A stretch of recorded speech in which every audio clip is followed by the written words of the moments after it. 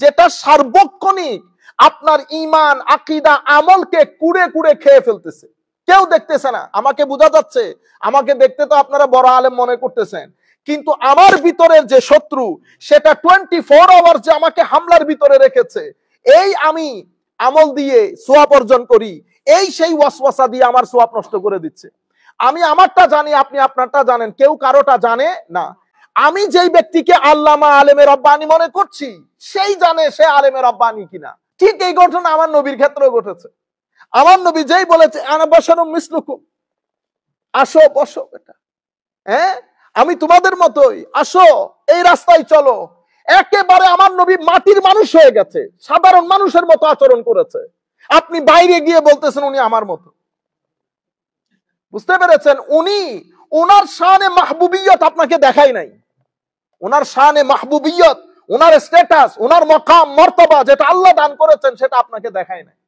তা আপনি কি করলেন? You level him with the very common brush, আমাদের মতো, লাইক আস। কিন্তু আমার নবী যখন আবার ওই সাহাবীর কথাই বলেছেন, ওয়েট ওয়েট ওয়েট ওয়েট, কি বললা তোমরা? ইন্নী সামি'তু কালামাকুম, আমি তোমাদের কথাগুলো শুনেছি। আদম সফিউল্লাহ ওয়া হুয়া কাযালিক, ইব্রাহিম খলিলুল্লাহ ওয়া হুয়া কাযালিক, ঈসা রূহুল্লাহ ওয়া হুয়া কাযালিক, মূসা কালিমুল্লাহ ওয়া হুয়া কাযালিক। মূসা, ঈসা, আদম আলাইহিমুস সালাতু ওয়াস সালাম সবাই আপন আপন জায়গায়, কেউ সফিউল্লাহ, কেউ কলিমুল্লাহ, কেউ রূহুল্লাহ, সব ঠিক আছে। আমি কে? ওমা তোমরা আমার কথা বলবো না, আমি কে? আলা ওয়া আনা হাবিবুল্লাহ ওয়ালা ফখর, আমি আল্লাহর হাবিব, এই নিয়ে আমি কোনো অহংকার করি না। রুয়ে জমিনের মধ্যে আমার চেয়ে কেউ সম্মানিত নাই, এটা নিয়ে আমি কোনো অহংকার করি না। কিয়ামতের ময়দানে সবাই নফসি নফসি করবে, আল্লাহর লেওয়ায়ে হামদ আমি মুহাম্মদের হাতে থাকবে সাল্লাল্লাহু আলাইহি ওয়াসাল্লাম। আমি প্রথম জান্নাতের করা নাড়াবো, আমার জন্য রব্বে জুল জালাল জান্নাত থেকে জান্নাতের দরজা খুলে দেবে।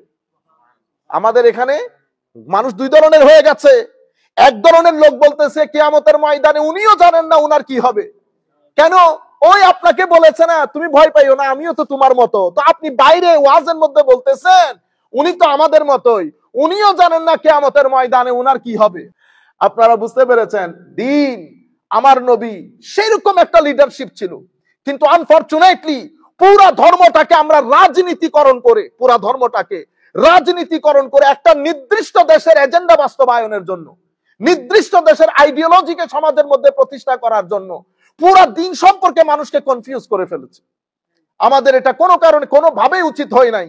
মানুষ সেকুলার হয়ে গেছে, মানুষ এইথিস্ট হয়ে গেছে আমাদের কারণে।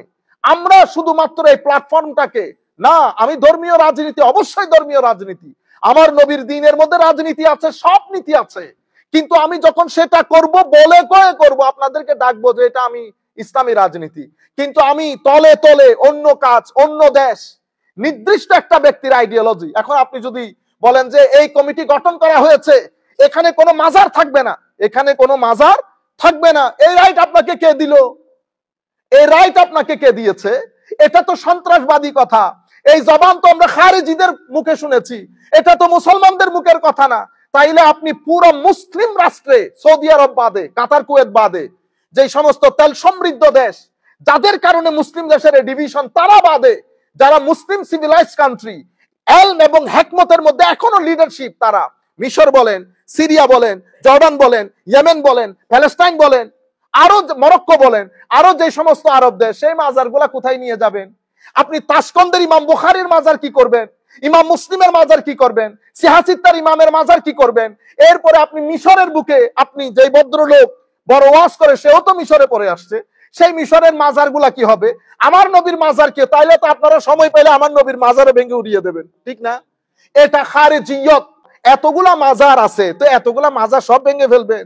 মাজার ভেঙে না, এটা তো আপনার কালচারের পার্ট হয়ে গেছে। এখন আপনি কি করবেন? সেখানে যদি কোনো অরাজকতা থাকে, আপনি বলেন অরাজকতা, তাহলে তো বাংলাদেশের একটা পার্টিও রাখতে পারবো না, আমি কাউকে রাখতে পারবো না। আপনি যে ভালো সেটা আপনাকে কে বলেছে? আপনারা বুঝতে পেরেছেন? আমাদের এক ভদ্রলোক বলতেছেন, আলেমরা যদি এই রাস্তায় এগিয়ে আসে, মানে ইনভেস্টর হয়, আমাদের এই দেশের আধা প্রবলেম সলভ হয়ে যাবে। ও ভাই, মসজিদের টাকা কি বললেন আপনি? আমি তো আপনাকে অনুরোধ করব মাননীয় উপদেষ্টা, এই সমস্ত কথা বলে হাস্যকর, আমরা মানে হাসির পাত্র হয়ে যাচ্ছি। একটা মসজিদের অ্যাকাউন্ট ঠিক আছে, একটা মাদ্রাসার অ্যাকাউন্ট ঠিক আছে, আপনি যিনি যেখানে বসাইছি, যে 2 টাকার সুযোগ পেয়েছে সেও কি ছেড়েছে? হ্যাঁ, এত বড় বড় আপনি বলবেন না কোনো কিছু হয় নাই, তাহলে আমি আপনাকে অনুরোধ করি, আপনি একজন ইনকাম ট্যাক্সের অফিসার, বুকের সাহস থাকলে ইনকাম ট্যাক্সের অফিসার এনে বলেন আমাকে ইনভেস্টিগেট করেন, ইনকোয়ারি করেন, এরপর আমার বিরুদ্ধে আমার পুরা ইনকামের উপর মাদ্রাসার ইনকাম আপনি ইনকাম ট্যাক্সের অফিসার ডাকেন, ইনকাম ট্যাক্সের অফিসার এসে তারা আপনার ইনকোয়ারি করুক, আপনাকে কে টাকা দিয়েছে, এই টাকা কোথায় কোথায় খরচ হয়েছে, যিনি টাকা দিয়েছেন উনি কেন টাকা দিয়েছেন। Very simple.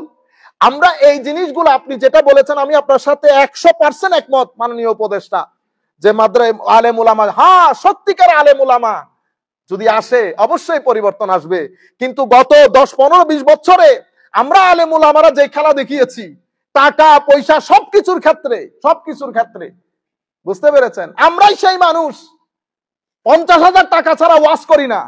আজকে আপনি বলতে পারবেন বড় বড় সভা 1-1.5 লাখ টাকা বাদে ওয়াজ করেছি, আলহামদুলিল্লাহ আমরা বলতে পারবো বাংলাদেশের বুকে সিনা খুলে যে কোন মায়ের ছেলের কাছ থেকে আমরা অ্যাডভান্স নেই নাই, আমরা লাখ টাকা নেই নাই, 50,000 টাকা যারা দিয়েছে 30,000 ফেরত দিয়েছি, আমরা বলতে পারবো। কিন্তু আপনি লাখ টাকা বাদে কেউ ওয়াজ করে না, সেই জাতি যদি বলেন মানে তারা আসলে বহুত কিছু হয়ে যাবে, না মাফি, গড়ের শিক্ষা বড় শিক্ষা, শুধু আমি পাঞ্জাবি টুপি পরে ফেললে হবে না, পাঞ্জাবি টুপি পরে ফেলে তো বরবাদ হয়ে গেছে। এখন রাজনীতির জন্য তফসির করা সেটা কিভাবে হয় আমি আপনাদেরকে দেখাই।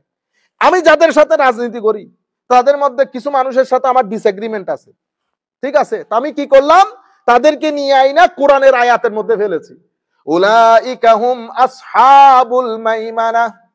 আল্লাহ রাব্বুল আলামিন এই আয়াতের মধ্যে ওই ডানপন্থী যারা রাজনীতি করে মুখ করে সমুখ করে খায় ওদের দেখে দেখায় ওরে বেটা তুমি কোন সুফিজম আসছো বেটা, কোরআনে আল্লাহ যেটা বলতেছেন এবং এই ডানপন্থী বামপন্থীর ব্যাপারে সূরা ওয়াকিয়ার মধ্যে আল্লাহ বিস্তারিত বলেছেন কারা ডানপন্থী কারা বামপন্থী। আপনি যে ডানপন্থী বামপন্থী মনে করতেছেন ওই ডানপন্থী বামপন্থীর কথা আল্লাহ কোরআনে পাকের মধ্যে বলেন নাই। আপনি উলামায়ে কেরাম যে আন্দাজে তাফসীর করেন সে আন্দাজে তাফসীর করেন, সাধারণ মানুষকে যেটা বলার সেটা বলেন, আর কিছু কথা আপনি ইন্টেলেকচুয়াল লেভেলের জন্য রেখে দেন। আপনি আম মজলিসের মধ্যে আপনার সাথে আমার ডিসএগ্রিমেন্ট থাকতে পারে, আম মজলিসের মধ্যে যদি বলেন যে একটা মাজারও রাখা হবে না, হোয়াট ডু ইউ মিন, কি একটা মাজারও রাখা হবে না? 2-4 জন মানুষ দেখে হুঁশহারা হয়ে গেছেন, এই 2-4 জন মানুষ একসাথে করে হুঁশহারা হয়ে গেছে। আরে বেটা মালেক শাহর উরুসের মধ্যে 15 লাখ মানুষ হয়, আপনি কোথায় কোথায় গিয়ে মাজার বানিতেছেন। আসেন চট্টগ্রামের বুকে শক্তির পরীক্ষা হয়ে যাক, এগুলা শিখাইতেছেন, একটা ব্যক্তি নাই, সবাই হুঙ্কার মারে বাংলাদেশের মধ্যে মাজার নিশ্চিহ্ন করে ফেলা হবে। ও ভাই বন্ডদের নিশ্চিহ্ন করেন, সেটা একটা সিস্টেম অনুযায়ী আপনি করতে পারবেন নিশ্চিহ্ন, এগুলাকে বলে গুন্ডামি, সান্ডামি, সন্ত্রাসবাদী। তাফসীরুল কোরআন মাহফিলের মধ্যে আবার এই ধরনের শব্দ আসে কোত্থেকে? আপনারা বুঝতে পেরেছেন? আল্লাহ রাব্বুল আলামিন আমাদের হামি ও নাসির হোক। আমরা সরকারের যারা যথাযথ অথরিটি তাদেরকে বলবো আল্লাহর ওয়াস্তে এই সমস্ত হুঙ্কার যারা যে মজলিস থেকে দেয় তাদেরকে আইনের আওতায় আনা হোক এবং তাদেরকে এটা বোঝানো হোক যে এগুলো সন্ত্রাসবাদী কথা। বাংলাদেশ একটা শান্তির দেশ, সাম্যের দেশ, আমরা সবাই একসাথে থাকবো। আপনারা বুঝতে পেরেছেন? এখানে এই ধরনের কথাগুলো বললে তো আপনি তো গৃহযুদ্ধের দিকে দেশকে ঠেলে দিবেন। কারণ আপনি এক জায়গায় যাবেন যেখানে আপনি সুযোগ পাবেন সেখানে আপনি ভাঙবেন, যেখানে আমি সুযোগ পাবো সেখানে আমি ভাঙবো। এটা নিয়ে আইন, এটা নিয়ে আল্লাহর রাসূলের আইন, এটা শিখিয়ে গেছেন। আমার নবী ইহুদি নাসারা খ্রিস্টানদের সাথে বসে মিসাকে মদিনা রচনা করেছেন এবং বলেছেন ইন্নাহুম উম্মাতুন ওয়াহিদা, সবাই মিলে এক নেশন। আমার নবী ইহুদি খ্রিস্টানকে এক নেশন করেছেন, আর আপনি মন্দিরের মধ্যে পাহারা দিচ্ছেন, মাজার ভেঙে দিচ্ছেন। কত বড় মুসলমান আপনি! আল্লাহ রাব্বুল আলামিন আমাদের হামি ও নাসির হোক। সরকার যদি মনে করে এটা নিয়ে ডায়ালগ করবে, আমরা ডায়ালগ করতে রাজি। আসেন সবাই বসি, আলাপ করি, কোন জায়গা থেকে কি হবে সেটা কিভাবে ডিল করব। কোন একটা জায়গায় যদি অরাজকতা হয়, বেদাত হয়, গুলুব হয়, সেটা আমরা ডিসকাস করি। সব দলের লোক বসে, মতের লোক বসে একসাথে বলে আমরা একটা সুন্দর শান্তিপূর্ণ একটা ওয়ে আউট বের করি। এটা না সুন্দর কথা? মাজার ভেঙে দাও, অমুক ভেঙে দাও। আল্লাহ আমাদের হামি ও নাসির হোক। আলহামদুলিল্লাহি রাব্বিল আলামিন ওয়াল আকিবাতু লিল মুত্তাকিন ওয়াস সালাতু ওয়াস সালামু আলা سيد الأنبياء والمرسلين وعلى آله الطيبين الطاهرين وأصحابه الهاديين المهديين وعلى الذين اتبعوه بإحسان إلى يوم الدين. أما بعد، فقد قال الله سبحانه وتعالى في القرآن الكريم: بسم الله الرحمن الرحيم. إن الله وملائكته يصلون على النبي يا أيها الذين آمنوا صلوا عليه وسلموا تسليما. اللهم صل على سيدنا محمد وعلى آل سيدنا محمد وبارك وسلم. اللهم صل على سيدنا محمد وعلى آل سيدنا محمد وبارك وسلم. সম্মানিত মুসল্লিয়ানে কেরাম, আমরা আজকে সূরাতুল বালাদের প্রথম অংশ আমরা গত সপ্তাহে বোধহয় আমরা ডিসকাস করেছি ইনশাআল্লাহ। আজকে সূরাতুল বালাদ এর দ্বিতীয় অংশ ফাক্কু রাকাবা, এখান থেকে আমরা ইনশাআল্লাহ কথা শুরু করব। আপনাদের কাছে যেটা অনুরোধ থাকবে সেটা হচ্ছে এই ধরনের দার্স যেগুলা হয়, দার্সুল কোরআন বা দার্সে হাদিস বা দার্সুল ফিকহ, এগুলা হচ্ছে আপনার এই গ্যাদারিং গুলা আসমানের নিচে জমিনের উপরে আমরা যত কিছুর কারণে একসাথে হই, যত কিছুর কারণে সবচেয়ে উত্তম সিটিং হচ্ছে গ্যাদারিং, হচ্ছে জ্ঞানের গ্যাদারিং। সেটা ফিজিক্স হইতে পারে, যে কোনো জ্ঞান, কিন্তু সেটা সেই জ্ঞানের সম্পৃক্ততা যদি কোরআনে পাকের সাথে হয় তো আসমানের নিচে জমিনের উপরে এর চেয়ে উত্তম জায়গা আর নাই। আমার নবী সাল্লাল্লাহু আলাইহি ওয়াসাল্লাম আমাদেরকে বোঝানোর জন্য বলেছেন, তালেবে ইলম, তালেবে ইলম মানে সিকার অফ নলেজ অথবা স্টুডেন্ট যেটাকে বলি, যেই ব্যক্তি আল্লাহকে সন্তুষ্ট করার জন্য, মান সালাকা তারিকান ইয়ালতামিসু ফীহি ইলমা, আল্লাহকে সন্তুষ্ট করার জন্য জ্ঞান অর্জনের পথে বের হবে, মানে যেই ব্যক্তি জ্ঞান অর্জনের জন্য ইচ্ছা পোষণ করবে, just for the pleasure of almighty Allah, আল্লাহকে সন্তুষ্ট করার জন্য, সাহহালাল্লাহু লাহু তারিকান ইলাল জান্নাহ, মাওলাই করিম ওই ব্যক্তির জন্য জান্নাতের রাস্তাটাকে সহজ করে দেন, জান্নাতের রাস্তা সহজ করে দেন।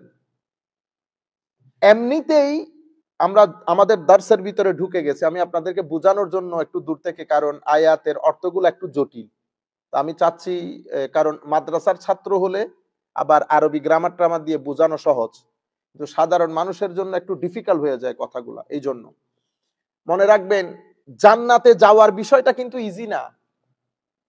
মানুষকে কত কষ্ট সংকুল পরিস্থিতি পারে দিতে হয়। লাকাদ খালাকনাল ইনসানা ফি কাবাদ, এই আয়াতের মধ্যে, এই সূরার মধ্যে আল্লাহ এটাই বলেছেন, লাকাদ খালাকনাল ইনসানা ফি কাবাদ।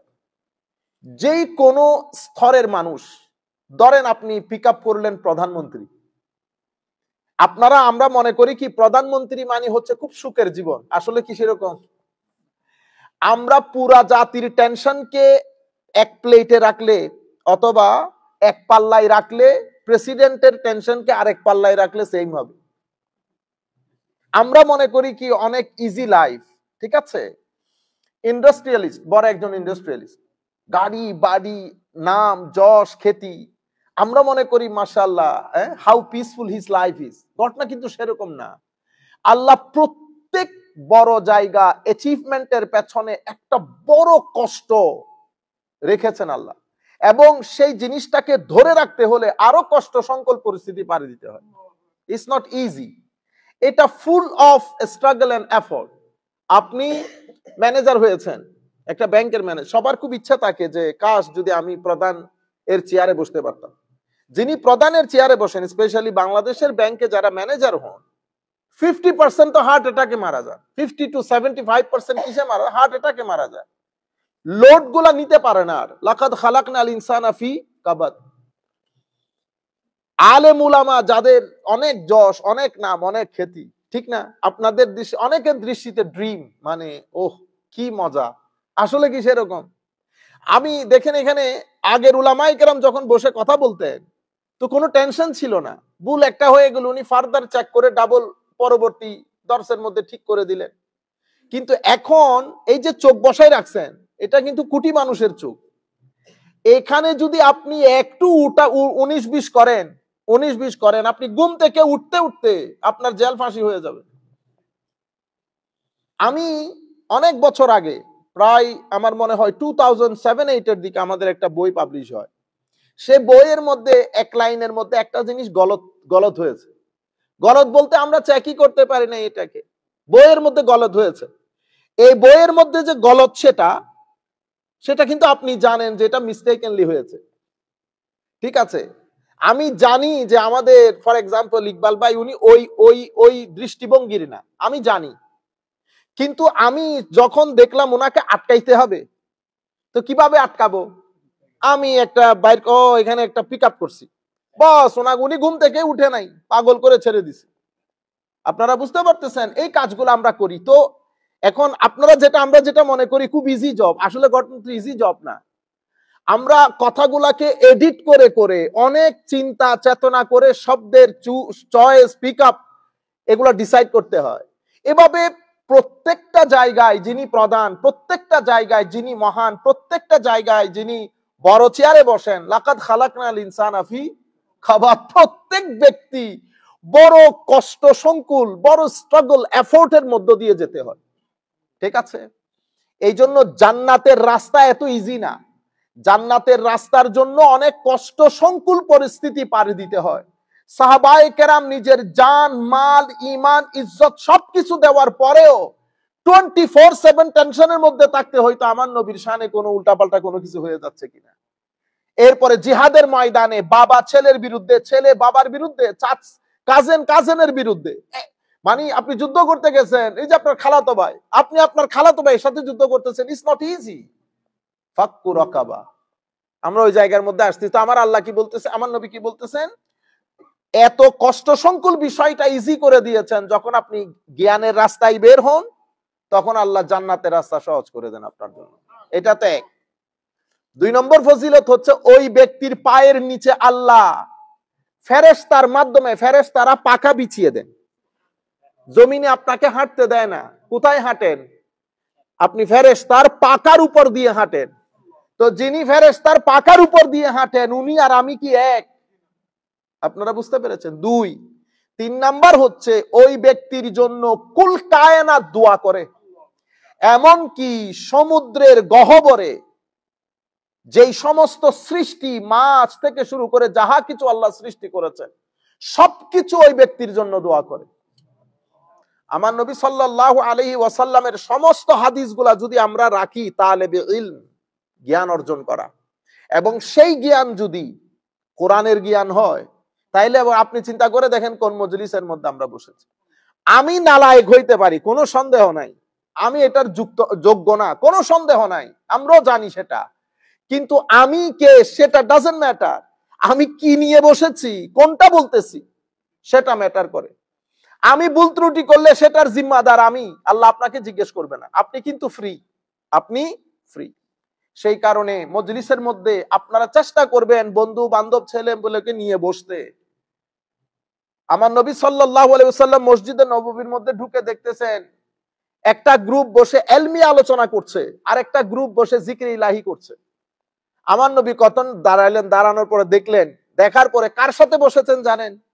যারা জ্ঞান অর্জন নিয়ে, জ্ঞান নিয়ে কথা বলতেছেন, those who are discussing about knowledge, holy prophet sallallahu alaihi wasallam joined them in their discussion of knowledge. যারা আল্লাহর জিকিরে ব্যস্ত তাদের সাথে জয়েন করেন নাই, জয়েন কোথায় করেছেন? নলেজের গ্যাদারিং এ। কেন?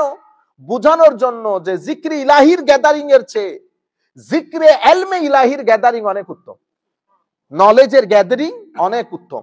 সেই কারণে আপনারা নিজেরা ছেলে বাচ্চাদের নিয়ে আসার চেষ্টা করবেন, যাতে আমরা কিছু ইংরেজিতে বললেও তারা কিছুটা বুঝতে পারলো, এনজয় করতে পারলো। আলহামদুলিল্লাহ রাব্বিল আলামিন। তো আমরা যখন সূরাতুল বালাদ ডিসকাস করতেছিলাম, আল্লাহ রাব্বুল আলামিন আমরা শেষ যেখানে করেছি, আল্লাহ বলেছেন ওয়াহাদাইনাহুন নাজদাইন, আমি তাদের সামনে 2টি পথ উন্মোচন করে দিয়েছি। 2 রাস্তা বোঝানোর জন্য আমি অনেক নবী রাসূল পাঠিয়েছি। নবী রাসূলের পরে এখন তো আর নবী রাসূল নাই, তো এখন কারাই জিম্মাদারি পালন করছে? আমার নবীর ওয়ারিস যারা আছেন, এলমি ওয়ারিস। কারা নবীর এলমি ওয়ারিস? উলামা, যারা সত্যিকার অর্থে আলেমে রব্বানি। তাদের মাধ্যমে আমি উম্মতের আমার বান্দাদের ঘরে ঘরে এই রাস্তা দুইটা ক্লিয়ার কাট করে দিয়েছি, ক্যাটাগরিক্যাল করে দিয়েছি, আনএম্বিগুয়াস করে দিয়েছি। There is no ambiguity, no confusion with regard to the authenticity of path, true path, সিরাতুল মুস্তাকিম যেটা, সেটা আমি ক্লিয়ার করে দিয়েছি। এখন ওয়াহাদাইনাহুন নাজদাইন, এখানে আমার আল্লাহ শব্দ ব্যবহার করেছেন নাজদ। হাদিস যেটা পড়েছি সেটার মধ্যে বলা হয়েছে তারিক, সাহালাল্লাহু লাহু তারিকান ইলাল জান্নাহ। তাহলে কয়টা শব্দ ব্যবহার হয়েছে? নাজদুন, তারিকুন। আর সূরা ফাতিহার মধ্যে কি বলেছে? ইহদিনাস সিরাত আল মুস্তাকিম। তাইলে কয়টা শব্দ ব্যবহার হয়েছে? সিরাতুন। তাইলে নাজদুন, তারিকুন, সিরাতুন, নাজদুন, তারিকুন, সিরাতুন, তিনটার অর্থই রাস্তা, তিনটার অর্থই রাস্তা। কিন্তু কোরআনের মানে এটাকে আমরা বলি এজাজুল কোরআন, কোরআনের এক্সট্রা অর্ডিনারি মিরাকল ক্যারেক্টারিস্টিক্স। যদিও তিন শব্দের অর্থ রাস্তা, কিন্তু আপনি যদি ডিপ ডাউনে যান দেখবেন একটার সাথে একটা আসমান জমিনের ভাড়া গেছে, একটার সাথে একটা আসমান জমি। আমরা ওই রাস্তায় ঢুকবো না আমরা, কারণ কিছু ইম্পর্টেন্ট কথা বলা দরকার। সিরাত, ইহদিনাস সিরাত আল মুস্তাকিম, তাইলে আমাকে বলেছে রাস্তা দুইটা পরিষ্কার করে দিয়েছি।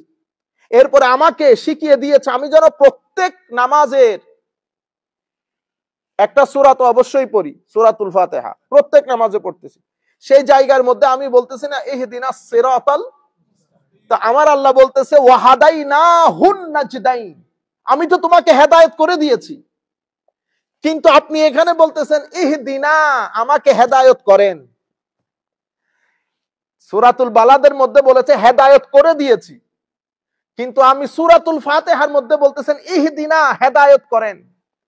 এই কারণে শুধু অনুবাদ করে দিলে হয় না। উলামায়ে কেরাম যখন অনুবাদ করেন, আলেমের আমার মতো উলামা অনুবাদ করলে তাহলে আমি ঠিকঠিকানা মতো অনুবাদ করতে পারবো না। কেন? কারণ কোরআনের সমস্ত ইউসেজ গুলো আমার চোখের সামনে নাই। সেই কারণে আপনার ডিপেন্ড করতে হয় বড় উলামার উপর, যারা যখন কথা বলেন তখন কোরআন, হাদিস, উলামায়ে কেরামের অভিমত, সাহাবায়ে কেরামের, তাবেঈনের অভিমত তাদের চোখের সামনে হয়, তাদের চোখের সামনে হয়। সেই কারণে আমরা তাফসীরের কিতাব তাফসীর করতে গেলে আমরা কার উপর ডিপেন্ড করি? ওই যারা মুফাসসির তাদের উপর ডিপেন্ড করি। কেন? কারণ তারা এক আয়াত যখন কথা বলেন তো কোরআনের এই ধরনের হাজারো আয়াত তাদের চোখের সামনে থাকে, আমাদের পক্ষে সম্ভব না। তাইলে ওয়াহাদাই না, এই জিনিসগুলা পিক আপ করে কারা? আমাদের যারা এইথিস্ট গ্রুপ আছে, ঠিক আছে, ইন্টেলেকচুয়াল গ্রুপ, তারা এগুলা পিক আপ করে মানুষকে বলে কনফিউজ করে দেয়। কেন? আমি একদম শুরুর দিন আপনাদেরকে বলেছিলাম কোরআন শরীফ বোঝার জন্য তিনটা জিনিস লাগে। প্রথম যেই জিনিস সেটা হচ্ছে আরবদের পরিভাষা যদি না বুঝেন, কারণ এটা তো আরবি, তাহলে আমাকে এটা বোঝার জন্য আগে আরবদের আরবি বুঝতে হবে। আরবরা আরবি শব্দটাকে কোন সময় কিভাবে কোন অর্থে ব্যবহার করে এটা যদি না বুঝি তাইলে আমরা কোরআন শরীফ বুঝতে পারবো না। এরপরে উলামায়ে কেরামের অভিমত জানতে হবে, হাদিস শরীফ জানতে হবে, তখন আপনি অনুবাদগুলো পারফেক্টলি করতে পারবেন। তাইলে ওয়াহাদাইনাহুন নাজদাইন, আমি দুটি রাস্তা পরিষ্কার করে দিয়েছি। তো এখানে হাদাইনাহু মানে কি হবে? আমি দুটি রাস্তা তোমাদের সম্মুখে একেবারে ক্লিয়ার করে দিয়েছি। আর সূরা ফাতিহার মধ্যে আমি বলতেছি ইহদিনা আস-সিরাতাল মুস্তাকিম। এখানে ইহদিনা মানে এই ইরাতুত তরিক হতে পারে, ইসাল ইলাল মতলুব হতে পারে। ইরাতুত তরিক মানে ইহদিনা মানে আমাকে রাস্তা দেখান। আমরা বলতেছি আল্লাহ রাস্তা দেখাইলে হবে না শুধু। কেন? কারণ আপনি রাস্তা দেখাবেন বলতেছেন, তো ওখানে তো সিরাতুল মুস্তাকিমের উপর শয়তান বসা আছে। সেই তো বলতেছে লা আকুদান্না লাহুম সিরাতাকাল মুস্তাকিম, আমি তাদের সিরাতুল মুস্তাকিমের উপর বসা থাকব। এখন যদি আমি ইহদিনা মানি বলি ইরাতুত তরিক, রাস্তা দেখান, তো রাস্তা দেখান ওই তো আমারে 7 5 14 বুঝাইয়া 2 নাম্বার রাস্তায় ঢুকাই ফেলবে। তাইলে কি হবে? না, ইহদিনার আরেকটা অর্থ হচ্ছে ইসাল ইলাল মতলুব, আল্লাহ আমাকে সিরাতুল মুস্তাকিমে পৌঁছিয়ে দেন। শুধু দেখাইলে হবে না রাস্তা, তাহলে পৌঁছাইলে কেমনে পৌঁছাবেন? আল্লাহ এসে পৌঁছাইতে পারবেন না। তখন আমার আল্লাহ বলতেছেন কি সিরাতাল্লাযিনা আনআমতা আলাইহিম, সিরাত হচ্ছে এমন রাস্তা যেটাতে চলার কারণে আমি বান্দাদের উপর নিয়ামত দান করেছি। আনআমতা আলাইহিম মানে মুনআম আলাই, আল্লাহর ব্লেসেড বান্দা, যারা ব্লেসেড, নিয়ামত প্রাপ্ত। এখন আমরা নিয়ামত প্রাপ্ত বান্দা কাকে বলবো? এই জন্য কোরআন শরীফের আরেক আয়াত আল্লাহ বলতেছেন নিয়ামত প্রাপ্ত বান্দারা হচ্ছে নবী। এটা তো কোয়াইট আন্ডারস্টুড, নবী। সিদ্দিক যাদের ভিতর বাহির সত্যবাদী, শহীদ, সালেহ আল্লাহর ওলি আউলিয়া, এই চার ক্যাটাগরির মানুষকে আল্লাহ রাব্বুল আলামিন কোরআনে পাকের মধ্যে কি বলেছেন? মুনআম আলাই, নিয়ামত প্রাপ্ত বান্দা। তাহলে নবী রাসূল তো এখন নাই, নবী রাসূল এখন নাই। সিদ্দিক, শহীদ, সালেহ, এই তিনটা জিনিস তো। এখন আমরা কোরআনে পাকের সূরাতুল হাদিদের একটা আয়াতের মধ্যে আল্লাহ বলছেন ওয়াল্লাযীনা আমানু বিল্লাহি ওয়া রুসুলিহি উলাইকা হুমুস সিদ্দিকুনা ওয়াশ শুহাদা ইনদা রাব্বিহিম। সিদ্দিক আর শহীদ কারা? যারা ওয়াল্লাযীনা আমানু বিল্লাহি ওয়া রুসুলিহি, যারা অন্তঃকরণে আল্লাহ আল্লাহ রাসূলের দ্বীনকে মেনে নিয়েছে, অতঃপর সেই দ্বীন নিজের জীবনে বাস্তবায়ন করেছে, অতঃপর নিজের অন্তর থেকে আল্লাহ বাদে বাকি চাহিদাগুলো থেকে নিজের অন্তরকে পরিষ্কার করে তাকওয়া ইখতিয়ার করেছে, অর্জন করেছে, অতঃপর নিজের ভিতর বাহিরকে পবিত্র করেছে তওবার পানি দিয়ে। কিসের পানি দিয়ে? তওবার পানি দিয়ে, ইস্তেগফারের পানি দিয়ে, অতঃপর তাকওয়ার পানি দিয়ে পরিষ্কার করেছে, তাদেরকে আল্লাহ মহব্বত করেছেন। সেই সমস্ত ওলিরা হচ্ছে আসল মুমিন। আপনারা বুঝতে পেরেছেন? এখন তাইলে আল্লাহর নিয়ামত প্রাপ্ত বান্দা কারা? যারা আল্লাহর ওলি তারা। তো ইহদিনাস সিরাতাল মুস্তাকিম ইসালিলাল মাতলুব, মানে আল্লাহ আমাকে ওই টার্গেটেড প্লেসে পৌঁছিয়ে দেন। তো আমি কিভাবে যাব? With navigation. কার সাথে নেভিগেশন? আল্লাহর ওলিদের সাথে, ওলিদের দেখানো পথে। তাহলে আমার এখানে ডিসাইসিভ ফ্যাক্টর হচ্ছেন আল্লাহর ওলি, those who are in the company of আউলিয়া। তাহলে গ্যারান্টিড এরা সিরাতুল মুস্তাকিমের মধ্যে আছে। Those who criticise and goes against the teachings of the আউলিয়া, বুঝতে হবে সিরাতুল মুস্তাকিমের মধ্যে আর নাই। এটাকে বলে ইসাল ইলাল মাতলুব ওয়াহাদাইনাহুন নাজদাইন।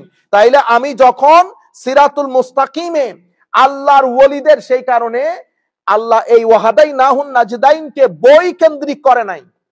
কি কেন্দ্রিক করেছে? ব্যক্তি কেন্দ্রিক। কারণ বই থেকে হেদায়েতটাকে বোঝা যায়, পাওয়া যায় না।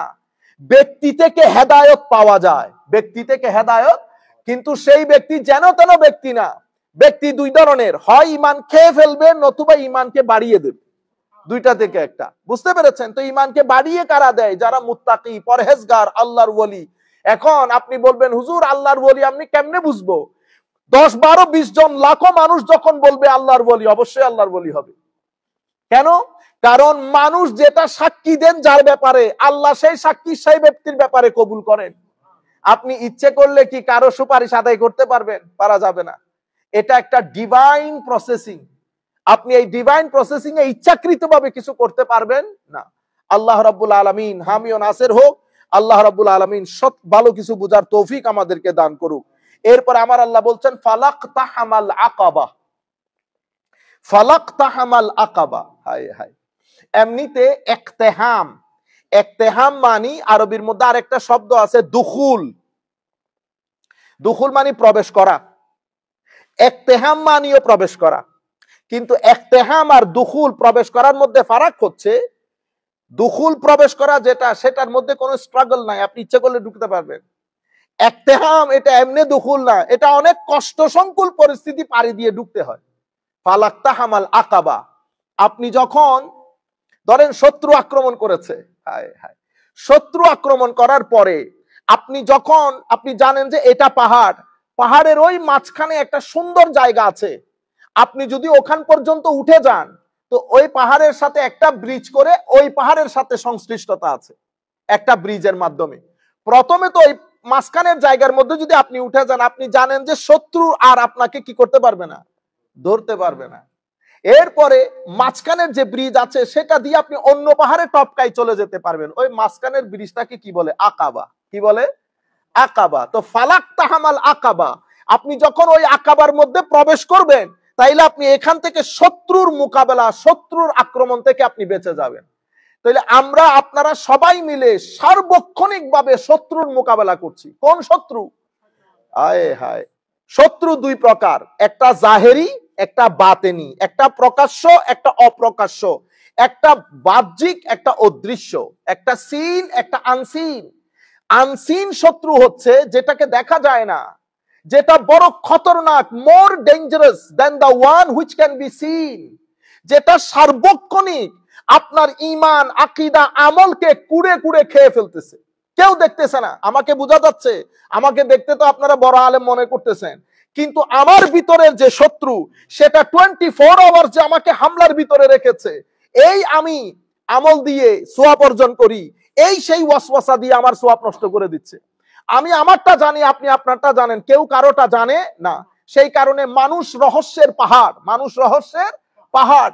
আমি যেই ব্যক্তিকে আল্লামা আলেমে রব্বানি মনে করছি, সেই জানে সে আলেমে রব্বানি কিনা।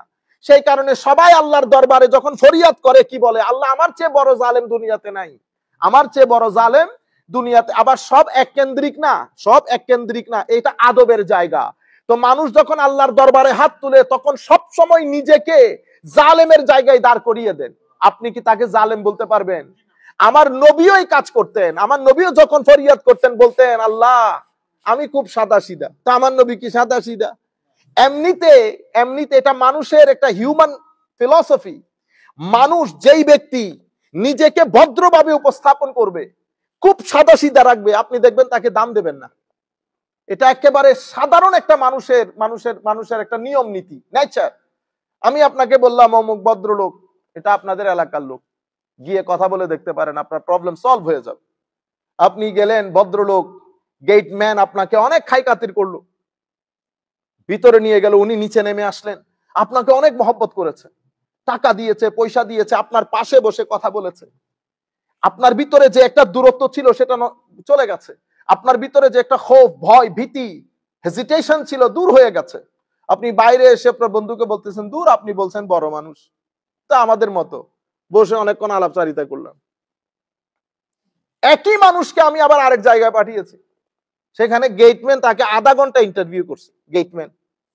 এর পরবর্তীতে ভিতরে ঢুকিয়েছে, আধা ঘন্টা বসাই রেখেছে। এর পরবর্তীতে স্যার নেমে আপনার সাথে ইন্টারভিউ করে আপনাকে কড়া কড়া কথা শুনিয়েছে। এরপরে বলেছে চা আছে, চা খেয়ে আপনি চলে যান, আমরা পরে কথা হবে। আপনি বাইরে আল্লাহু আকবার, তখন আপনি বলতেছেন ভাই কি মানুষের কাছে পাঠালেন, তো অসম্ভব বড় মাপের মানুষ। উল্টা ঘটনা না? ঠিক এই ঘটনা আমার নবীর ক্ষেত্রেও ঘটেছে। আমার নবী যেই বলেছে আনা বাশারুম মিসলুকুম, আসো বসো বেটা, হ্যাঁ আমি তোমাদের মতোই, আসো এই রাস্তায় চলো, একেবারে আমার নবী মাটির মানুষ হয়ে গেছে, সাধারণ মানুষের মতো আচরণ করেছে। আপনি বাইরে গিয়ে বলতেছেন উনি আমার মতো। বুঝতে পেরেছেন? উনি ওনার শানে মাহবুবিয়ত আপনাকে দেখাই নাই। ওনার শানে মাহবুবিয়ত, ওনার স্ট্যাটাস, ওনার মকাম মর্তবা যেটা আল্লাহ দান করেছেন সেটা আপনাকে দেখায় নাই। তা আপনি কি করলেন? You level him with the very common brush, আমাদের মতো, লাইক আস। কিন্তু আমার নবী যখন আবার ওই সাহাবীর কথাই বলেছেন, ওয়েট ওয়েট ওয়েট ওয়েট, কি বললা তোমরা? ইন্নী সামি'তু কালামাকুম, আমি তোমাদের কথাগুলো শুনেছি। আদম সফিউল্লাহ ওয়া হুয়া কাযালিক, ইব্রাহিম খলিলুল্লাহ ওয়া হুয়া কাযালিক, ঈসা রূহুল্লাহ ওয়া হুয়া কাযালিক, মূসা কালিমুল্লাহ ওয়া হুয়া কাযালিক। মূসা, ঈসা, আদম আলাইহিমুস সালাতু ওয়াস সালাম সবাই আপন আপন জায়গায়, কেউ সফিউল্লাহ, কেউ কলিমুল্লাহ, কেউ রূহুল্লাহ, সব ঠিক আছে। আমি কে? ওমা তোমরা আমার কথা বলবো না, আমি কে? আলা ওয়া আনা হাবিবুল্লাহ ওয়ালা ফখর, আমি আল্লাহর হাবিব, এই নিয়ে আমি কোনো অহংকার করি না। রুয়ে জমিনের মধ্যে আমার চেয়ে কেউ সম্মানিত নাই, এটা নিয়ে আমি কোনো অহংকার করি না। কিয়ামতের ময়দানে সবাই নফসি নফসি করবে, আল্লাহর লেওয়ায়ে হামদ আমি মুহাম্মদের হাতে থাকবে সাল্লাল্লাহু আলাইহি ওয়াসাল্লাম। আমি প্রথম জান্নাতের করা নাড়াবো, আমার জন্য রব্বে জুল জালাল জান্নাত থেকে জান্নাতের দরজা খুলে দেবে। আমাদের এখানে মানুষ দুই ধরনের হয়ে গেছে। এক ধরনের লোক বলতেছে কিয়ামতের ময়দানে উনিও জানেন না উনার কি হবে। কেন? ওই আপনাকে বলেছে না তুমি ভয় পাইও না, আমিও তো তোমার মতো। তো আপনি বাইরে ওয়াজের মধ্যে বলতেছেন উনি তো আমাদের মতোই, উনিও জানেন না কিয়ামতের ময়দানে উনার কি হবে। আপনারা বুঝতে পেরেছেন? কিন্তু আমার আল্লাহ বলেছেন খবরদার, আমার নবী নবীকে যেভাবে উপস্থাপন করতেছে তোমরা আবার সেদিকে খেয়াল করিও না। ওয়ারাফানা লাকা যিকরাক, আমি ভুলে গেছি। ওয়ারাফানা লাকা যিকরাক, আমি ভুলে গেছি। আমি মাকামে মাহমুদ ভুলে গেছি, মাকামাম মাহমুদা ভুলে গেছি, কদ জাআকুম মিনাল্লাহি নূর ভুলে গেছি, ওয়া তুআজ্জিরুহু ওয়া তুআক্কিরুহু সব ভুলে গেছি আমরা। এই জন্য এটা মানুষের একটা ফিলোসফি। মানুষ মানে আরেকজনকে যখন খুব ছোট করে উপস্থাপন করে মানুষ ওইটাই বুঝে যে আমাদের মতোই হবে। তো আল্লাহ রাব্বুল ফালাক্তাহামাল আকাবা, কাজগুলো এত ইজি না। তো আপনি যখন ইকতিহাম বড় কষ্ট করে ঢুকতে হয়, তা আপনি যখন উপরে চলে গেছেন স্বাভাবিকভাবে শত্রু থেকে বেঁচে গেছেন। ও অনুরূপ ভাবে আমার ভিতরেও শত্রু, রাত দিন এক মুজাহাদার মধ্যে থাকতে হয়। এই জন্য এই মুজাহাদাটাকে, এই যুদ্ধটাকে বদরের যুদ্ধের চেয়েও কঠিন বলেছে আমার নবী। বদরের যুদ্ধের চেয়েও আমার নবী কঠিন বলেছেন। বদরের যুদ্ধ কিছুক্ষণ হয়েছে, হওয়ার পরে শেষ, বুঝতে পেরেছেন? কিন্তু এই যুদ্ধ এটা আপনাকে সার্বক্ষণিক আঁকড়িয়ে রেখেছে, বুঝতে পেরেছেন? এখান থেকে ছাড় পেয়েছেন, দুনিয়া ধরেছে, দুনিয়া থেকে ছাড় পেয়েছেন, শয়তান ধরেছে। তাহলে এই তিনটা জিনিসকে, লোভ, লালসা, পৃথিবী, পৃথিবীর মায়া, অশ্লীলতা, কত কিছু আপনাকে হাতছানি দিয়ে রাখতেছে। আমাদের ছেলেগুলা যারা এখানে বড় হচ্ছে, জব করে, কাজ করে, আপনি চিন্তা করে দেখেন তো তাদের উপর কি পরিমাণ, মানে কি পরিমাণ স্ট্রিম রোলার যায়। দুনিয়া ডাকে তাদেরকে অন্য রাস্তায় টাকা ইনকাম ভেরি ইজি দিন দিন। কারণ এমন একটা দুনিয়াতে আমরা বসবাস করতেছি যেখানে টাকার কম্পিটিশন চলে। Everybody needs more money to live in a beautiful house, to use a good car, everybody needs মানি। কিন্তু আপনি যেই পরিমাণ টাকা আমরা ইনকাম করি সেটা তো মাস শেষ হওয়ার সাথে সাথে শেষ হয়ে যায়। কিন্তু এখানে অন্য রাস্তাও আছে টাকা ইনকামের। আপনি এক পরীক্ষা এখানে দিচ্ছেন, এক পরীক্ষা অশ্লীলতার দিচ্ছেন, এক পরীক্ষা সিস্টেম্যাটিক লাইফের দিচ্ছেন, এক পরীক্ষা সবরের দিচ্ছেন। এই তাবৎ পরীক্ষাগুলো দিচ্ছেন কি কারণে? জান্নাতে যাওয়ার জন্য, জান্নাতে যাওয়ার জন্য। তো আমার আল্লাহ ওই কারণে বলেছেন ফালাক্তাহামাল আকাবা ওয়া মা আদরাকা মাল আকাবা। তোমরা জানতে চাইছো আকাবা কি? সুবহানাল্লাহ। আল্লাহুম্মা সাল্লি আলা সাইয়্যিদিনা মুহাম্মাদিন ওয়া আলা আলি সাইয়্যিদিনা মুহাম্মাদিন ওয়া বারিক ওয়া সাল্লিম।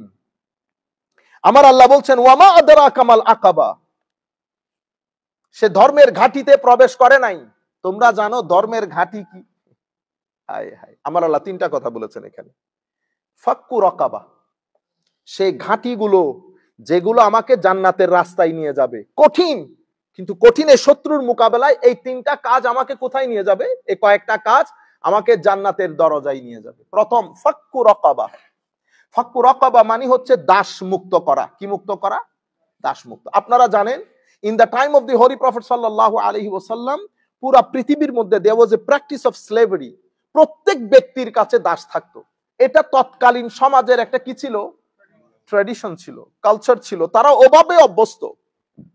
আমার নবী যখন দাওয়াতি কাজ, দ্বীনের প্রচার প্রসার করা শুরু করলেন, তো প্রত্যেকের ঘরেই কি আছে? দাস আছে। হায় হায়, পৃথিবীতে, পুরা পৃথিবীতে তখন মানে দাস যুক্ত পৃথিবী। পৃথিবী was, the world was full of slavery. এবং সবচেয়ে কঠিন বিষয় ছিল এদের কোনো they didn't have any moral, they didn't have any basic human rights, they were deprived from the basic human rights. যারা দাস ছিল তাদেরকে বিলকুল আপনি মানে চতুষ্পদ জন্তুর মতো, just like an animal they were being treated, চতুষ্পদ জন্তুর মতো তাদের সাথে বিহেভ করা হতো। তাদের বেসিক কোনো ইয়েস নোর কোনো কি ছিল না, রাইট ছিল না। খাওয়া দাওয়ার ক্ষেত্রে no right, whatever given you have to eat, you have no authority to say yes or no. Your yes is your ownership yes, you have to say no if your owner say no. এটা একটা জাহান্নাম ছিল পৃথিবীর মধ্যে। আমার নবী আগমন করলেন। আমার নবীর হাতে দুটি অপশন, হয় আমার নবী, এটা আমি এখন আমাদের অনেক ভাইদের প্রশ্নের উত্তরও দিয়ে দিচ্ছি একসাথে। আমার নবী ইচ্ছে করলে এটা এক কলমে কি বলে দিতে পারতেন যে আজকে থেকে দাস প্রথা নিষেধ, বলে দিতে পারতেন। তা আমার ভাইয়েরা জিজ্ঞেস করে, কই উনি তো দাস প্রথা নিষেধ করেন নাই। আরে ভাই, আপনি সার্কামস্টেন্স একটু চিন্তা করবেন না, কনটেক্সটটা একটু স্টাডি করবেন না। আমার নবী যদি তখন বলে দিতেন যে আজকে থেকে দাস প্রথা নিষেধ, তো দাস যেগুলো মুক্তি হতো তাদের খাওয়া দাওয়ার দায়ভার আমার নবী নিতে পারতেন। তাদেরকে কোথায় রাখবেন? তাদের খাওয়া দাওয়া কি হবে? এর পরবর্তীতে যারা মুক্ত করেছে এদের কারো কৃষি কাজ, কারো ব্যবসার কাজ, এই কাজগুলা কে সামাল দেবে? তো আমার নবী স্ট্র্যাটেজিক্যাল হয়েছেন, টেকনিক্যাল হয়েছেন। আমার নবী একগোতে ফুৎকারে নিষেধ করেন নাই। আমার নবী কি করেছেন? গ্রাজুয়ালি, আমার নবী গ্রাজুয়াল নীতি অবলম্বন করেছেন। গ্রাজুয়ালি এমন কিছু সিস্টেম ডেভেলপ করেছেন যে সিস্টেমের আন্ডারে আমার নবী চেয়েছেন যাতে এই দাস প্রথা পৃথিবী থেকে একেবারে এলিমিনেট হয়ে যায়। আমার নবী শুধুমাত্র বাই ল করে, আমার নবী চান নাই যে শুধু আইন দিয়ে আমি এটাকে কি করি, এলিমিনেট করি। আমার নবী মোরালি, আইডিওলজিক্যালি, ক্যারেক্টারিস্টিকলি আমার নবী এমন ভাবে সিস্টেম অ্যাপ্লাই করতে শুরু করেছেন যাতে এটা গ্রাজুয়ালি, আস্তে আস্তে এটা পুরা সোসাইটি থেকে ইরাডিকেটেড হয়ে যায়। আমার নবী কি করলেন দেখেন, প্রথমে ফাক্কু রাকাবা, এই যে দাস মুক্তির জন্য ইসলামী শরীয়তের মধ্যে যত হুকুম আহকাম, রোজা ভেঙেছেন, কসম ভেঙেছেন, অনেক কিছুর জন্য সদকা ফিদিয়া দিতে হয়, প্রত্যেক জায়গার মধ্যে আমার নবী দাস মুক্তি জিনিসটা কি করে দিয়েছেন। এখানে বলতেছে জান্নাতে যেতে চাও, তুমি আমার কাছে জানতে চাও আকাবা কি, বড় ঘাঁটি, বড় একটা মুক্তির জায়গা যেখান থেকে আপনি উঠে গেলে শত্রু থেকে বেঁচে যাবেন। তুমি আমার কাছে জানতে চাও জান্নাতে, জাহান্নাম থেকে বাঁচার জন্য জান্নাতে ঢুকার বড় রাস্তা কি, সেখানেও কি বলতেছেন ফাক্কু রাকাবা। রোজা ভেঙে ফেলেছেন ইচ্ছাকৃত ভাবে, আপনি এখন সদকা করবেন, তো প্রথম কি ফাক্কু রাকাবা, আগে দাস মুক্তি। তো যারা ফাইন্যান্সিয়ালি এইবল তারা আস্তে আস্তে দাসগুলাকে মুক্ত করা শুরু করেছে, নাম্বার 1। নাম্বার 2, আমার নবী বলেছেন if you want to keep your slave, আপনি যদি আপনার দাসটাকে রাখতে চান, আপনি make sure you have to ensure his basic human rights. Basic human rights কি এনশিওর করতে হবে? আমার নবী রুলিং জারি করে দিয়েছেন, যা খাবে তা খাওয়াবে, যা খাবে whatever you eat, provide this food to him as well. Number 1, যা পড়বে তা পড়াবে, যেটা আপনার ক্লোদিং এর ক্ষেত্রে যা ক্লোদিং আপনার আছে সেই ক্লোদিং আপনি তাকেও দান করবেন, বুঝতে পেরেছেন? নাম্বার 2। নাম্বার 3, আপনি তাকে তার সাধ্যের বাইরে কোনো কিছু তার উপর চাপিয়ে দিতে পারবেন না।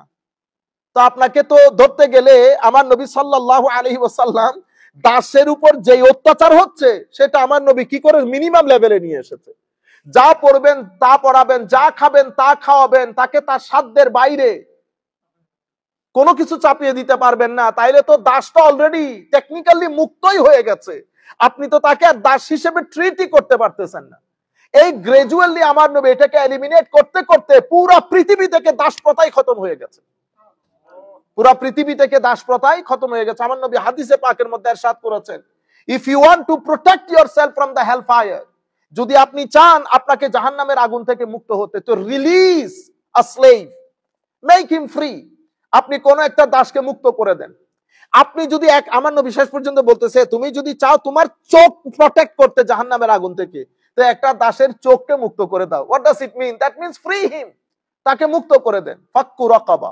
তাইলে আমরা এখান থেকে পুরো কনটেক্সচুয়াল বিষয়গুলা বুঝলাম এবং এতটুকুনো বুঝেছে আমার নবী এক কথার মধ্যে যদি দাসকে মুক্ত করে দিতেন তো রাষ্ট্রের কাছে এত ফাইন্যান্সিয়াল এবিলিটি ছিল না, রাষ্ট্র তাদেরকে একসাথে এনে রাষ্ট্র তাদেরকে খাওয়াবে, পড়াবে, শেল্টার দেবে, ওই ফাইন্যান্সিয়াল এবিলিটি রাষ্ট্রের ছিল না। সেই কারণে আমার নবী গ্রাজুয়াল নীতি অবলম্বন করে পুরা সোসাইটিকে দাস প্রথা বিলুপ্তির সাথে ইনভলভ করেছেন। এটা হচ্ছে আমার নবীর ইউনিক লিডারশিপ, যেটা আমার নবী সব ক্ষেত্রে করেছেন। আমরা ইনশাআল্লাহ এটা কোন একটা জুমার মধ্যে আপনাদেরকে বলবো। আমেরিকা দীর্ঘ 10 বছরের চেয়ে বেশি সময় নিয়েছে, শেষ পর্যন্ত মদ সমাজ থেকে তারা কি করতে পারে নাই, এলিমিনেট করতে পারে নাই। প্রথম 2 বছর যখন মদকে ব্যান করে দেওয়া হয়েছিল, সেই 2 বছরে শুধু মানুষের এই প্রটেস্টে মদ ব্যানটাকে তুলে দেওয়ার জন্য শত শত মানুষ মারা গেছে, শত শত মানুষ মারা গেছে। ঘরে ঘরে মানুষ মদের আসর বসিয়েছে যখন মদ ব্যান করে দেওয়া হয়েছে। একটা পৃথিবীর সবচেয়ে শিক্ষিত জাতি, সভ্য জাতি 10 বছর সময় নিয়ে মদকে ব্যান করতে পারে নাই। আর আমার নবী সাল্লাল্লাহু আলাইহি ওয়াসাল্লাম 1400 বছর আগে আল্লাহ যখন গ্রাজুয়ালি মদকে হারাম করেছেন, গ্রাজুয়ালি, প্রথমে একদিনে হারাম করেন নাই, গ্রাজুয়ালি যেই দিন বলেছে আজ থেকে মদ ব্যান, তখন সাহাবায়ে কেরাম, সোসাইটি তারা রেডি হয়ে গেছে। তো আমার নবী শুধু সাহাবীকে বলেছে যাও পৃথিবীর আনাচে কানাচে, মদিনার আনাচে কানাচে বলে দাও মদ ব্যান হয়ে গেছে। এতটুকুন বলার পরে রওয়ায়াতের মধ্যে আসতেছে সেই দিন মদের সমুদ্র বয়ে গেছে মদিনা শরীফের মধ্যে। সেই তারিখ থেকে আজকের তারিখ পর্যন্ত মুসলমানরা লাখ খারাপ হতে পারে, কিন্তু রাস্তার মধ্যে যখন আপনাদেরকে মদের চেক করা হয়, মুসলমান দেখলে এখনো পর্যন্ত সমীহ করে, আর যাই হোক মুসলমান মদ খাবে না। 1400-1500 বছর আগে আমার নবী শুধু বলেছেন মদ ব্যান হয়ে গেছে। আর আধুনিক যুগে 10 থেকে 15 বছর, আমি ডিটেল আলাপ করবো ইনশাআল্লাহ, 10 থেকে 15 বছর নেওয়ার পরেও শত শত মানুষ জীবন দিয়েও মদের ব্যান শেষ পর্যন্ত তুলে দিতে হয়েছে। আপনারা বুঝতে পেরেছেন, দিন আমার নবী সেরকম একটা লিডারশিপ ছিল, কিন্তু আনফরচুনেটলি পুরা ধর্মটাকে আমরা রাজনীতিকরণ করে একটা নির্দিষ্ট দেশের এজেন্ডা বাস্তবায়নের জন্য, নির্দিষ্ট দেশের আইডিওলজিকে সমাজের মধ্যে প্রতিষ্ঠা করার জন্য পুরা দিন সম্পর্কে মানুষকে কনফিউজ করে ফেলেছে। আমাদের এটা কোনো কারণে কোনোভাবেই উচিত হয় নাই। মানুষ সেকুলার হয়ে গেছে, মানুষ এইথিস্ট হয়ে গেছে আমাদের কারণে। আমরা শুধুমাত্র এই প্ল্যাটফর্মটাকে, না আমি ধর্মীয় রাজনীতি, অবশ্যই ধর্মীয় রাজনীতি, আমার নবীর দ্বীনের মধ্যে রাজনীতি আছে, সব নীতি আছে, কিন্তু আমি যখন সেটা করব বলে কয়ে করব, আপনাদেরকে ডাকবো যে এটা আমি ইসলামী রাজনীতি, কিন্তু আমি তলে তলে অন্য কাজ, অন্য দেশ, নির্দিষ্ট একটা ব্যক্তির আইডিওলজি। এখন আপনি যদি বলেন যে এই কমিটি গঠন করা হয়েছে, এখানে কোনো মাজার থাকবে না, এখানে কোনো মাজার থাকবে না, এই রাইট আপনাকে কে দিল? এই রাইট আপনাকে কে দিয়েছে? এটা তো সন্ত্রাসবাদী কথা। এই জবান তো আমরা খারেজিদের মুখে শুনেছি, এটা তো মুসলমানদের মুখের কথা না। তাইলে আপনি পুরো মুসলিম রাষ্ট্রে, সৌদি আরব বাদে, কাতার কুয়েত বাদে, যে সমস্ত তেল সমৃদ্ধ দেশ, যাদের কারণে মুসলিম দেশের ডিভিশন, তারা বাদে যারা মুসলিম সিভিলাইজ কান্ট্রি, এলম এবং হেকমতের মধ্যে এখনো লিডারশিপ, তারা মিশর বলেন, সিরিয়া বলেন, জর্ডান বলেন, ইয়েমেন বলেন, প্যালেস্টাইন বলেন, আরো মরক্কো বলেন, আরো যে সমস্ত আরব দেশ, সেই মাজারগুলা কোথায় নিয়ে যাবেন? আপনি তাশকন্দের ইমাম বুখারীর মাজার কি করবেন? ইমাম মুসলিমের মাজার কি করবেন? সিহাসিত্তার ইমামের মাজার কি করবেন? এরপরে আপনি মিশরের বুকে, আপনি যে ভদ্রলোক বড় ওয়াজ করে, সেও তো মিশরে পড়ে আসছে, সেই মিশরের মাজারগুলা কি হবে? আমার নবীর মাজার কি? তাইলে তো আপনারা সময় পেলে আমার নবীর মাজারে ভেঙে উড়িয়ে দেবেন, ঠিক না? এটা খারেজিয়ত। ফালাক্তাহামাল আকাবা ওয়া মা আদরাকা মাল আকাবা। আমরা আর কথা না বাড়াই, সময় খুব সংক্ষিপ্ত। তো আমার আল্লাহ বলছেন ফাক্কু রাকাবা, এতগুলা মাজার আছে, তো এতগুলা মাজার সব ভেঙে ফেলবেন? মাজার ভেঙে না, এটা তো আপনার কালচারের পার্ট হয়ে গেছে। এখন আপনি কি করবেন? সেখানে যদি কোনো অরাজকতা থাকে, আপনি বলেন অরাজকতা, তাহলে তো বাংলাদেশের একটা পার্টিও রাখতে পারবো না, আমি কাউকে রাখতে পারবো না। আপনি যে ভালো সেটা আপনাকে কে বলেছে? আপনারা বুঝতে পেরেছেন? আমাদের এক ভদ্রলোক বলতেছেন, আলেমরা যদি এই রাস্তায় এগিয়ে আসে, মানে ইনভেস্টর হয়, আমাদের এই দেশের আধা প্রবলেম সলভ হয়ে যাবে। ও ভাই, মসজিদের টাকা কি বললেন আপনি? আমি তো আপনাকে অনুরোধ করব, মাননীয় উপদেষ্টা, এই সমস্ত কথা বলে হাস্যকর, আমরা মানে হাসির পাত্র হয়ে যাচ্ছি। একটা মসজিদের অ্যাকাউন্ট ঠিক আছে, একটা মাদ্রাসার অ্যাকাউন্ট ঠিক আছে, আপনি যিনি যেখানে বসাইছি, যে 2 টাকার সুযোগ পেয়েছে, সেও কি ছেড়েছে? হ্যাঁ, এত বড় বড় আপনি বলবেন না কোনো কিছু হয় নাই। তাহলে আমি আপনাকে অনুরোধ করি, আপনি একজন ইনকাম ট্যাক্সের অফিসার, বুকের সাহস থাকলে ইনকাম ট্যাক্সের অফিসার এনে বলেন, আমাকে ইনভেস্টিগেট করেন, ইনকোয়ারি করেন, এরপর আমার বিরুদ্ধে আমার পুরা ইনকামের উপর মাদ্রাসার ইনকাম আপনি ইনকাম ট্যাক্সের অফিসার ডাকেন, ইনকাম ট্যাক্সের অফিসার এসে তারা আপনার ইনকোয়ারি করুক, আপনাকে কে টাকা দিয়েছে, এই টাকা কোথায় কোথায় খরচ হয়েছে, যিনি টাকা দিয়েছেন উনি কেন টাকা দিয়েছেন। Very simple. আমরা এই জিনিসগুলো, আপনি যেটা বলেছেন, আমি আপনার সাথে 100% একমত মাননীয় উপদেষ্টা, যে আলেম উলামা, হ্যাঁ সত্যিকার আলেম উলামা যদি আসে অবশ্যই পরিবর্তন আসবে। কিন্তু গত 10, 15, 20 বছরে আমরা আলেম উলামারা যে খেলা দেখিয়েছি, টাকা পয়সা সবকিছুর ক্ষেত্রে, বুঝতে পেরেছেন? আমরাই সেই মানুষ 50,000 টাকা ছাড়া ওয়াজ করি না। আজকে আপনি বলতে পারবেন বড় বড় সভা 1-1.5 লাখ টাকা বাদে ওয়াজ করেছি। আলহামদুলিল্লাহ, আমরা বলতে পারবো বাংলাদেশের বুকে সিনা খুলে যে কোন মায়ের ছেলের কাছ থেকে আমরা অ্যাডভান্স নেই নাই, আমরা লাখ টাকা নেই নাই, 50,000 টাকা যারা দিয়েছে 30,000 ফেরত দিয়েছে, আমরা বলতে পারবো। কিন্তু আপনি লাখ টাকা বাদে কেউ ওয়াজ করে না। সেই জাতি যদি বলেন মানে তারা আসলে বহুত কিছু হয়ে যাবে, না মাফি, গড়ের শিক্ষা বড় শিক্ষা। শুধু আমি পাঞ্জাবি টুপি পরে ফেললে হবে না, পাঞ্জাবি টুপি পরে ফেলে তো বরবাদ হয়ে গেছে। আল্লাহ রাব্বুল আলামিন আমাদের হামি ও নাসির হোক। ফাক্কু রাকাবা, প্রথমে হচ্ছে দাস মুক্তি। তো দাস মুক্তির পুরো বিষয়টা আমরা বুঝতে পেরেছি। আও ইতআমুন জি মাসগাবা, এরপর আমার আল্লাহ বলছেন, তোমরা কি জানতে চাও জান্নাতে যাওয়ার সহজ রাস্তা? হায় হায়, দুর্ভিক্ষের দিনে গরিবকে অন্ন দান। আও মিসকিনান আও ইতআমুন ফি ইয়াউমিন জি মাসগাবা, তাহলে ফাক্কু রাকাবা। এখন তার দাস নাই, তাহলে এখন আমরা কোথায় যাব এই আয়াত নিয়ে? হায় হায়, আমাদের সমাজে অনেক ব্যক্তি আছে কর্জের কারণে মাথা তুলে দাঁড়াইতে পারছে না, ব্যবসা করতে পারতেছে না, পরিবার পারিবারিক ভাবে ভেঙে চুরে একাকার। তাহলে আমাদের দায়িত্ব কি? ফাক্কু রাকাবা, তার গর্দান, তার এই কর্জ থেকে তার গর্দানকে মুক্ত করা। এবং আমাদের দেশে যারা ফাইন্যান্সিয়ালি খুব বেশি কষ্টের মধ্যে আছে তাদেরকে সহযোগিতা করা, এগুলা হচ্ছে জান্নাতে যাওয়ার সহজ রাস্তা।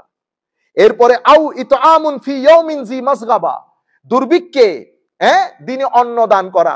এখন আমাদের সমাজের মধ্যে গরিব গুরাবা অনেক মানুষ অন্ন নিয়ে সমস্যায় থাকে, তাইলে আমার আল্লাহ সহজ রাস্তা কোনে দেখিয়েছে, যাদেরকে খাওয়া দাওয়ার ক্ষেত্রে মানুষকে সহযোগিতা করা। আপনাদের যাদের কাছে ভালো টাকা পয়সা আছে, আপনারা অন্তত $50 তো আমরা প্রত্যেক ব্যক্তি খরচ করতে পারি না? আপনারা গ্রাম অঞ্চলের মধ্যে প্রত্যেক ব্যক্তি যে কোনো একটা পরিবারকে স্পন্সর করবেন, তাকে মাসে মাসে $50 দিবেন, অথবা আপনারা $500 একসাথে করে এলাকার মধ্যে যারা যে কাজ করতে চায় তাদেরকে বলবেন এটা চাঁদা, তুমি আবার 2 মাস পরে আমার টাকা আমাকে ব্যাক করে দিবা। এভাবে আপনারা সহযোগিতা করবেন সবাই মিলে। আপনারা তো সহযোগিতা করতেছেন বিদায় এই হালত, অনেকে বুঝেও না, করতেছেন বিদায় এই হালত, না করলে তো হালত আরো খারাপ হইতো। প্রত্যেকের এলাকাতে সহযোগিতা করেন নিঃসন্দেহে, সেটা জারি রাখবেন, আর যারা করেন না তারা করার চেষ্টা করবেন। তাহলে আও ইতআমুন ফি ইয়াউমিন জি মাসগাবা ইয়াতীমান আও মিসকিনান যা মাতরাবা। আমার আল্লাহ বলেছেন মিসকিন মানি মাতরাবা মানি তুরাব, মাটি, অর্থাৎ মাটি মিশ্রিত মিসকিন, তার মানে হচ্ছে একেবারে নিঃস্ব মানুষকে কি করা, আও মিসকিনান যা মাতরাবা আও ইয়াতীমান যা মাকরাবা আও মিসকিনান যা মাতরাবা, অর্থাৎ আপনার ইয়েতিম আত্মীয়-স্বজন যারা আছে তারা এবং গরিব অসহায় ব্যক্তি তাদেরকে অন্নদান। তাইলে অন্নদান কাকে করব, সহযোগিতা কাকে করব? ফাইন্যান্সিয়ালি আমার আত্মীয়-স্বজনের মধ্যে গরিব এবং বেশি অসহায় মানুষ, তাদেরকে আমরা অর্থনৈতিকভাবে সহযোগিতা করব, অর্থনৈতিকভাবে তাদেরকে মুক্তি দান করব। এটা হচ্ছে আমাদের জান্নাতে যাওয়ার সহজ রাস্তা। আচ্ছা, এরপরে আমার আল্লাহ কি বলেছেন, সুম্মা কানা মিনাল্লাযিনা আমানু ওয়া তাওয়াসাউ বিস-সাবরি ওয়া তাওয়াসাউ বিল মারহামা। অতঃপর শুধু আপনি এই ভালো কাজগুলা করলেন কিন্তু ঈমানের ক্যাটাগরিতে আসলেন না, এরকম হবে না। তা আমার আল্লাহ কি বলতেছেন, সুম্মা কানা মিনাল্লাযিনা আমানু, এরপরে মুমিনের কাতারে শামিল হও, ওয়া তাওয়াসাউ বিস-সাবর ওয়া তাওয়াসাউ বিল মারহামা, পরস্পরকে সবরের উপদেশ দেয় এবং রহমতের উপদেশ দেয়। তাইলে একটা ঈমানের ক্যাটাগরিতে ঢুকার পরে মানুষকে একজন আরেকজনকে ধৈর্যের কথা বলা, কারণ এই পৃথিবী, ওই যে বলেছি, এটা কষ্টের পৃথিবী, এটা এখানে ফিতনা পাবেন, মানসিক কষ্ট, শারীরিক কষ্ট, এখানে ধৈর্য বাদে আপনি নাড়াচাড়া করতে পারবেন না। এখানে ম্যাক্সিমাম অনেক মানুষ ইউরোপের মধ্যে আত্মহত্যা করে এই ধৈর্যের কনসেপ্ট না থাকার কারণে। তো আমাদের ধর্মের মধ্যে একটা মৌলিক কনসেপ্ট ধৈর্য, ওয়াতাওয়াসাউ বিস-সাবর, আমাদেরকে ধৈর্য ধরতে হবে। কেন? কারণ এটা full of tribulation, full of sedition এই পৃথিবী, এটা ফিতনার দুনিয়া, এখানে আপনি কষ্ট পাইতেই হবে।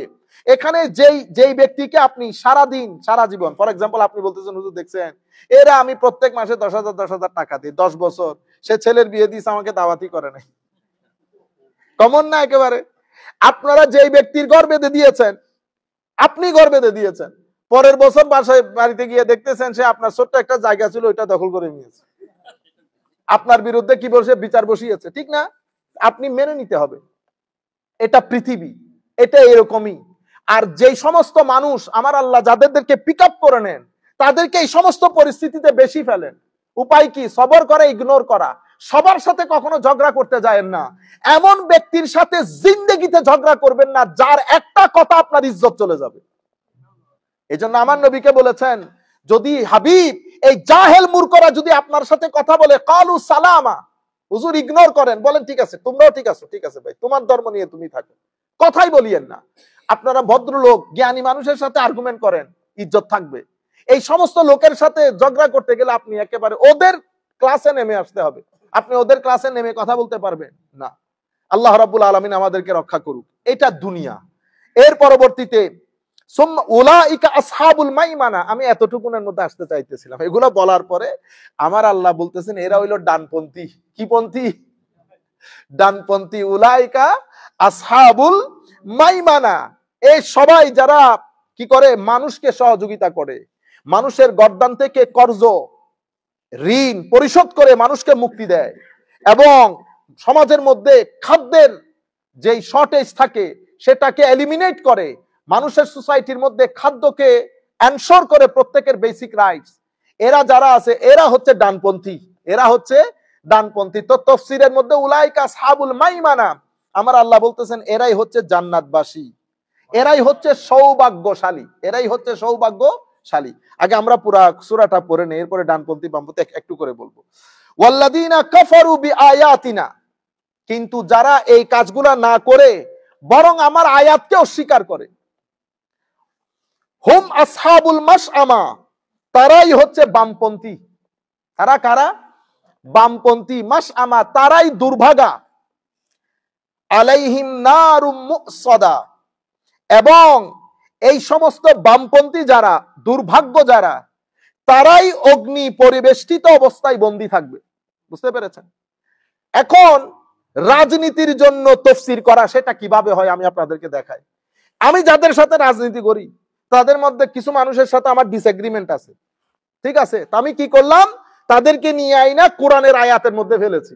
উলাইকা হুম আসহাবুল মাইমানা, আল্লাহ রাব্বুল আলামিন এই আয়াতের মধ্যে ওই ডানপন্থী যারা রাজনীতি করে, মুখ করে, সমুখ করে, খায়, ওর দেখে দেখায়, ওরে বেটা তুমি কোন সুফিজম আসছো বেটা? কোরআনে আল্লাহ যেটা বলতেছেন, এবং এই ডানপন্থী বামপন্থীর ব্যাপারে সূরা ওয়াকিয়ার মধ্যে আল্লাহ বিস্তারিত বলেছেন কারা ডানপন্থী কারা বামপন্থী। আপনি যে ডানপন্থী বামপন্থী মনে করতেছেন, ওই ডানপন্থী বামপন্থীর মতো আল্লাহ কোরআনে পাকের মধ্যে বলেন নাই। আল্লাহ বলেছেন যেই সমস্ত মানুষ আমার নবীর বিধান মেনে নিয়েছে, যেই সমস্ত মানুষ আমার নবীর বিধানকে সমাজের মধ্যে বাস্তবায়ন করেছে, গরিবকে সহযোগিতা করেছে, খানা খাইয়েছে, সমাজের অরাজকতা দূর করেছে, আল্লাহর আইনকে আল্লাহর আইন মেনেছে, নিজের জীবনে বাস্তবায়ন করেছে, বাস্তবায়নে সহযোগিতা করেছে, তারা সৌভাগ্যশালী। তারা কে? সৌভাগ্যশালী। তারা ডানে থাকবে। তারা কি থাকবে? ডানে থাকবে। তাদের আমলনামা আল্লাহ ডান হাতে দান করবে। কনসেপ্ট জুদা জুদা। কারণ আপনি যে রাইটিস্ট লেফটিস্টের কথা বলতেছেন, এটা তো ফ্রেঞ্চ রেভলিউশনের পরে এসেছে, ফ্রেঞ্চ রেভলিউশনের পরে এসেছে। আমরা যে রাইটিস্ট লেফটিস্ট মনে করি, ফ্রেঞ্চ রেভলিউশনের পরে স্বাভাবিকভাবে এই কি বলে পার্লামেন্টের মধ্যে যারা পার্লামেন্ট ইয়ার যিনি ফাদার অফ পার্লামেন্ট, ওনার রাইটে বসতেন তাদেরকে রাইটিস্ট বলতো, যারা লেফটে বসতেন তাদেরকে লেফটিস্ট বলতো। এই রাইটিস্ট লেফটিস্ট গুলো according to the society, according to the culture, এদের ডেফিনিশন, ক্যারেক্টারিস্টিক পরিবর্তন, পরিশোধন, পরিমার্জন হয়। অনেক সময় যারা লেফটিস্ট হয় তারা দিন, ধর্ম এগুলাকে কি করতে চায় না, মানতে চায় না। তারা সোশ্যাল কালচার এগুলাকে বেশি প্রমোট করতে চায়, এবং হিউম্যান রাইটস কে বাস্তবায়ন করতে গিয়ে তারা ইন্ডিভিজুয়াল যে ফ্রিডম সেটার উপর বেশি গুরুত্ব দেয়। ইন্ডিভিজুয়াল ফ্রিডমের উপর গুরুত্ব দিতে গিয়ে তারা ধর্মটাকে প্রাইভেট রাখতে চায়, এটাকে সোসাইটিতে আনতে চায় না। কারণ তাদের একটা তাদের আন্ডারস্ট্যান্ডিং হচ্ছে সোসাইটির মধ্যে যেহেতু বিভিন্ন ধর্মের লোক থাকে, আপনি যখন আপনার ধর্ম আপনি আনবেন, অমুকের ধর্ম অমুক আনবে, তখন এই ধর্ম নিয়ে একটা ক্ল্যাশ হবে, যেভাবে পূর্ববর্তী সময়ে হয়েছে। তারা কি করেছে, মুদ্রার এক পিঠ দেখেছে, অন্য পিঠটা দেখাইতে পারে না। This is their understanding. আমার দায়িত্ব কি? আমার দায়িত্ব হচ্ছে এই লেফটিস্ট রাইটিস্ট বলে তাদেরকে দিন থেকে দূরে করা না, তাদেরকে দিনের দাওয়াত দিয়ে সামনের দিকে নিয়ে আসা। এখন আপনি যদি বলেন কোরআনে পাকের মধ্যে, আমি নিজের কানে শোনা তাফসীর করতেছেন, কোরআনে আয়াত পড়েছে একটা, দেখেছেন কুদরতে খুদা, কি কুদরতে খুদা, গজবে খুদা, এই ব্যক্তি একটা নাস্তিক। আপনি লাখ মানুষের মজলিসের মধ্যে আস্তিক নাস্তিক আপনি লাখ মানুষের মধ্যে ঘোষণা দিবেন, নাকি আপনি ইন্টেলেকচুয়াল নিয়ে কথাবার্তা বলে সেখান থেকে ফতোয়া ইস্যু করবেন? আমার এখানে লাখ মানুষ যদি কথা শুনে, আমাদের এখানে কিছু মানুষ আছে উগ্রবাদী, কিবাদী, উগ্রবাদী, সকল গ্রুপের মধ্যে কিছু মানুষ উগ্রবাদী থাকে। সে আপনার মেসেজটা নিবে, সে মনে করবে আমার নেতা এটাকে নাস্তিক ঘোষণা করেছে, তাইলে আল্লাহ বলেছেন এই নাস্তিকদেরকে যেখানে পাও হত্যা করো। আপনি কি করলেন? এখন কোন আয়াতের তাফসীর করেছেন আপনি? এটাকে আমি বলছি রাজনীতি করো। আপনি উলামায়ে কেরাম যে আন্দাজে তাফসীর করেন সে আন্দাজে তাফসীর করেন, সাধারণ মানুষকে যেটা বলার সেটা বলেন, আর কিছু কথা আপনি ইন্টেলেকচুয়াল লেভেলের জন্য রেখে দেন। আপনি আম মজলিসের মধ্যে, আপনার সাথে আমার ডিসএগ্রিমেন্ট থাকতে পারে, আম মজলিসের মধ্যে যদি বলেন যে একটা মাজারও রাখা হবে না, হোয়াট ডু ইউ মিন? কি একটা মাজারও রাখা হবে না? 2-4 জন মানুষ দেখে হুঁশহারা হয়ে গেছেন, এই 2-4 জন মানুষ একসাথে করে হুঁশহারা হয়ে গেছেন। আরে বেটা, মালেকসার উরুসের মধ্যে 15 লাখ মানুষ হয়, আপনি কোথায় কোথায় গিয়ে মাজার বানিতেছেন? আসেন চট্টগ্রামের বুকে শক্তির পরীক্ষা হয়ে যাক। এগুলা শিখাইতেছেন, একটা ব্যক্তি নাই, সবাই হুঙ্কার মারে বাংলাদেশের মধ্যে মাজার নিশ্চিহ্ন করে ফেলা হবে। ও ভাই, বন্ডদের নিশ্চিহ্ন করেন, সেটা একটা সিস্টেম অনুযায়ী আপনি করতে পারবেন নিশ্চিহ্ন? নিশ্চিহ্ন কে করবে? আমার কাজ হচ্ছে মানুষকে প্রথমে এজুকেট করা, এজুকেট করার পরে আমরা আইনের আশ্রয় নেই। এখন আমি কি এটা আমি নিজে নিতে পারবো? আপনার ভাইকে অমুক ব্যক্তি হত্যা করেছে, আপনি নিজের চোখে দেখেছেন, আপনি ওই ব্যক্তিকে হত্যা করেছেন, কোর্ট কি আপনাকে মাফ করে দেবে?